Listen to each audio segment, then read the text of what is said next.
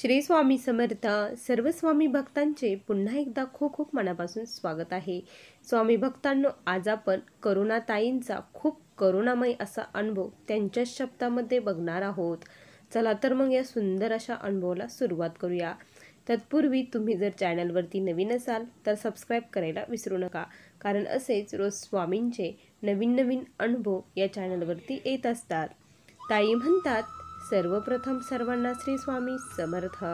माझ्या जीवनाचे सूत्रधार असलेले, या ब्रह्मांडाचे चालक मालक पालक, अंधाराकडून प्रकाशाकडे नेणारे भगवान श्री स्वामी समर्थ महाराज यांच्या चरणी त्रिवार वंदन। स्वामी भक्तांनो, आज मी माझ्या आयुष्यातील खूप दुःखमय कहाणी तुमच्यासोबत शेअर करत आहे। ही कहाणी शेअर यासाठी करत आहे की माझ्या ज्या कोणी बहिणी असेल त्या या संकटातून जात असेल, त्यांना एक नवी दिशा, एक प्रेरणा आणि एक आधार मिळावा, या हेतूने मी हा माझा अनुभव शेअर करत आहे। स्वामी भक्तांनो, मी गेल्या 7-8 वर्षापासून स्वामींच्या सेवेमध्ये आलेले आहे। स्वामींच्या सेवेत जेव्हा आली, जेव्हा माझ्यावरती खूप दुःखाचा डोंगर कोसळला होता, कुणाचाही आधार नव्हता, सर्वत्र अंधार दिसत होता, कुठे एक नवी दिशा मिळाली तर ती फक्त आणि फक्त स्वामी महाराजांकडे मिळाली। स्वामी माझ्या आयुष्यात एक तेजोमय प्रकाश होऊन आले, एक आधार, एक विश्वास जिथे आपण ठेवू शकतो ते स्थान मला मिळालं, एक आपलं जे हृदय मोकळं करू शकतो असे माझे हक्काचे स्वामी महाराज जेव्हा माझ्या आयुष्यात आले, तेव्हा मला एक नवी आशा याने एक धीर मिळाला। स्वामी भक्तांनो, मी लहानपणापासून देवाचं खूप करत होती, पण मला स्वामींचं काही एक माहीत नव्हतं। जसे लग्न झाल्यानंतर माझा संसार हा खूप सुखाचा चालू होता, परिस्थिती ही जेमतेमच होती, पण सर्व काही व्यवस्थित होतं। आणि त्यानंतर आयुष्यामध्ये दुःख कधी येईल हे कधीच सांगता येत नाही, कुणाच्या वाट्याला काय येईल हे सांगता येत नाही। पण मी महाराजांच्या चरणी एक प्रार्थना नक्की करू इच्छिते की जे मी सोसलं आहे, जे मला माझ्या वाट्याला आलं आहे, ते कुठल्याही स्त्रीच्या वाट्याला येऊ देऊ नका, कारण यापेक्षा भयानक दुःख दुसरं स्त्रीला कुठलंही नसतं। एवढं दुःख खरंच कुणाच्या वाट्याला येऊ नये। स्वामी भक्तांनो, जेव्हा मी स्वामींच्या सेवेत आले त्यावेळेस मला एक मुलगी होती। माझी मुलगी ही मोठी होत चाललेली होती आणि माझे मिस्टर माझ्यावरती खूप जीवापाड प्रेम करत होते आणि माझ्या सासूबाई ह्या चिडचिड स्वभावाच्या होत्या आणि रागीटही होत्या, पण आमचं व्यवस्थित चालू होतं। आमच्या समोरच घरासमोरच जी माझी फ्रेंड होती, आमचं खूप रिलेशन ही खूप चांगलं होतं। आमचं सकाळ संध्याकाळचं जेवण, त्याबरोबर भाजी देणं, जाऊन बसणं, गप्पा वगैरे सर्वत्र, म्हणजे असं सेपरेट घर वाटतच नव्हतं का आमचं क्लोज फ्रेंड आम्ही होतो। ते आमच्या घरी यायचे, आम्ही त्यांच्या घरी जायचे, खूप छान चालू होता। आणि त्यामध्ये काय झालं की माझ्या मैत्रिणीचे मिस्टर हे एक्सपायर झाले। तिलाही माझ्यासारखे छोटे बाळं होते। मिस्टर एक्सपायर झाल्यानंतर तिच्यावरती खूप दुःखाचा डोंगर कोसळला। मग आम्ही तिला खूप आधार दिला, तिला जे जे पाहिजे होतं ते सर्व काही दिलं। आता तिच्या दुःखामध्ये आम्ही सामील झालेलो होतं। मग माझे मिस्टर, आम्ही कंटिन्यू त्या घरी राहत असायचो, पण तिच्यामुळे माझ्या आयुष्यात खूप मोठं दुःख येईल हे मी कधीही विचारही देखील कल्पनासुद्धा केली नव्हती। का बरं असं होतं की आपण एखाद्यावरती खूप विश्वास ठेवतो आणि तोच आपला विश्वासघात करत असतो। माझ्या बाबतीत असंच काही झालं। माझे मिस्टर हे कंटिन्यू त्यांच्या घरी राहत होते, पण माझ्या मनामध्ये असं काहीच वाईट येत नव्हतं, कारण आम्ही खूप बेस्ट फ्रेंड होतो। त्यामुळे कधी असा विचार आलाच नाही मला। माझ्याकडे बघून दुसऱ्या ज्या कॉलनीतल्या बायका आहेत त्या खूप हसायच्या आम्ही दोघी बाहेर चालल्यानंतर, पण मला त्यांच्याकडे असं काही वाटलंच नाही की यांच्या मनात असं काही असेल म्हणून। एक दिवस माझी जी दुसरी मैत्रीण आहे तिनं मला सांगितलं की तुझ्या मिस्टरांचं येणं जाणं तिच्या घरी थोडंसं कमी कर म्हणून। पण मी म्हटलं, माझ्या मिस्टरांवरती आणि मैत्रिणीवरती पूर्ण विश्वास आहे, असं मनात काहीही आणू नका, असं मी त्यांनाच उलट बोलली। त्यानंतर जेव्हापर्यंत डोळ्यांनी बघत नाही तोपर्यंत मी विश्वास ठेवू शकत नाही, पण आपल्या मनात जर कोणी एखाद्याने काही सांगितलं तर मनामध्ये ते आपल्या राहतच असतं। त्यासाठी मग मी म्हणजे त्यांचे हे करायला लागले, बघू लागले माझ्या मिस्टरांकडे आणि तिच्याकडे देखील असं त्या नजरेने मी त्यांच्याकडे बघू लागले. आणि खरंच एक दिवस असाच झाला की मी त्यांना बघितल्यानंतर माझ्या पायाखालची जमीन सरकली. आता सर्व काही संपल्यासारखं वाटत होतं, आयुष्यात काहीच उरलं नाही असं वाटत होतं. ज्या दोघांना मी सर्वात जास्त आपलं मानलं होतं, मला खूप मोठा धोका दिला. आता काय करायचं, खूप मोठा प्रश्न पुढे राहिला होता. मुलगीही झालेली होती, आई-वडिलांकडेही जाऊ शकत नव्हती, संसार हा सांभाळायचा होता. मिस्टरांना खूप समजून सांगायचा प्रयत्न केला, पण त्यांनी मलाच मारहाण करायला सुरुवात केली, चिडचिड करायला सुरुवात केली. घरामध्ये भांडणं होऊ लागले.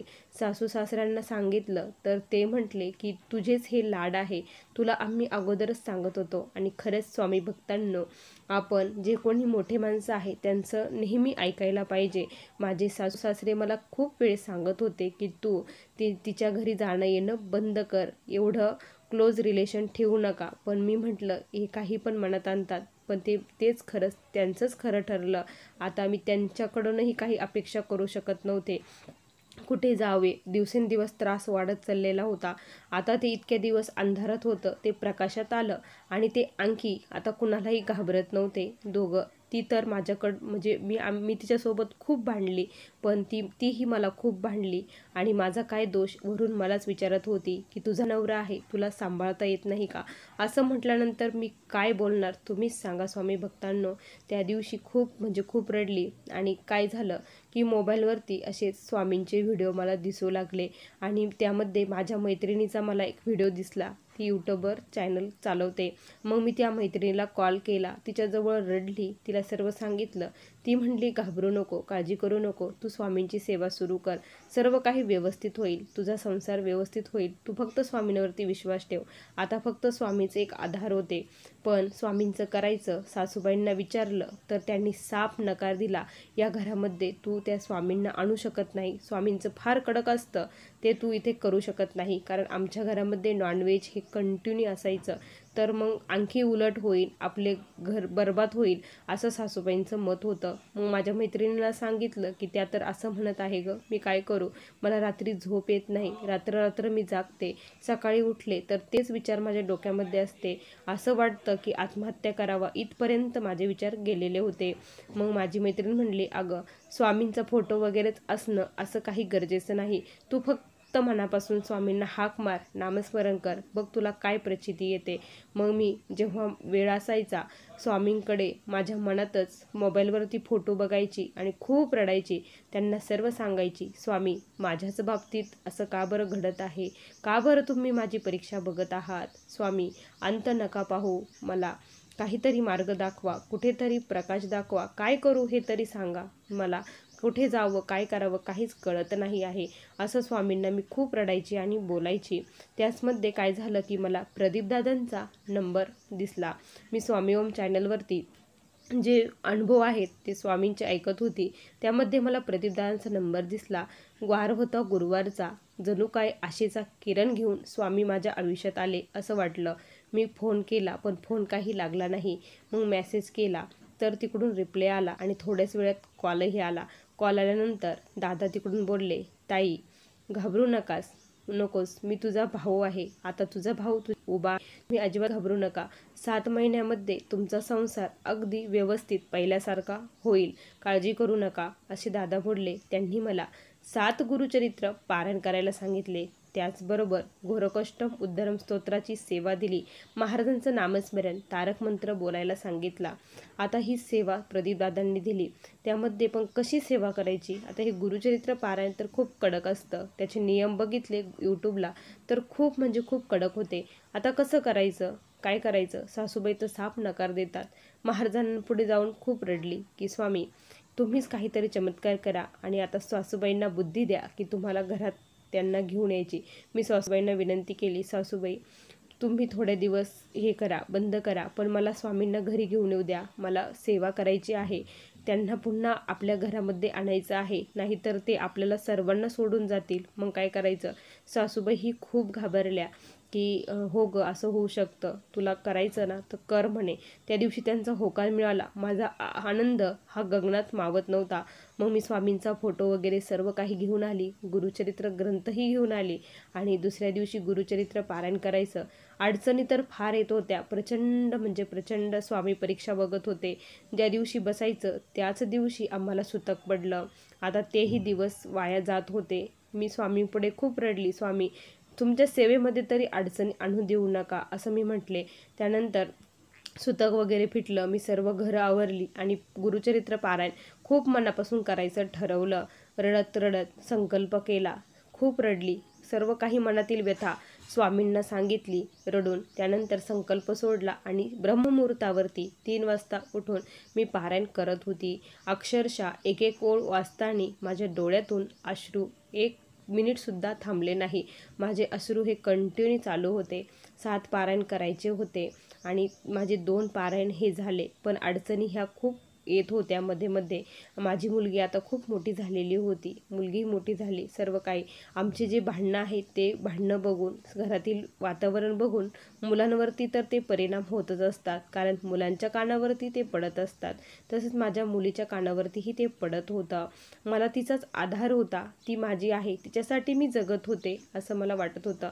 मी माझ्या वडिलांना देखील ही गोष्ट सांगितली नाही. कुणालाच दुःख, आपलं दुःख आहे आपणच सोचायचं आहे.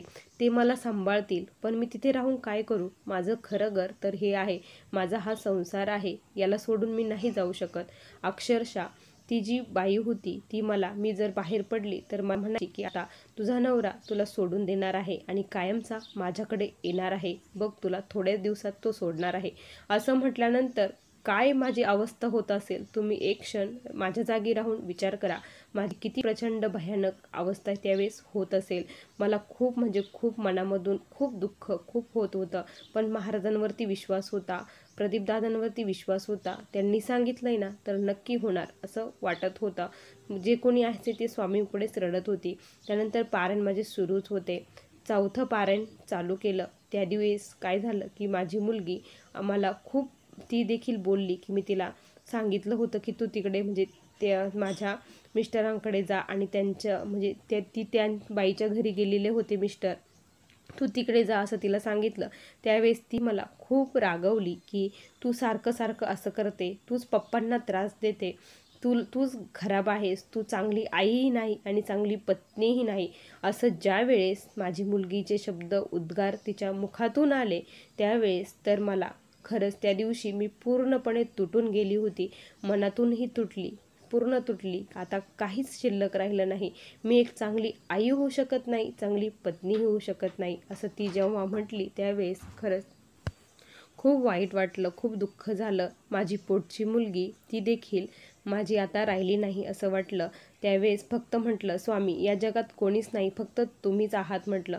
मी कसे तरी ते 7 पारायण कंप्लीट केले. 7व्या पारायणाला मोठं उद्यापन करायचं होतं, पण तेही करू शकले नाही, कारण सकाळीच खूप प्रचंड भांडणं घरामध्ये झाली.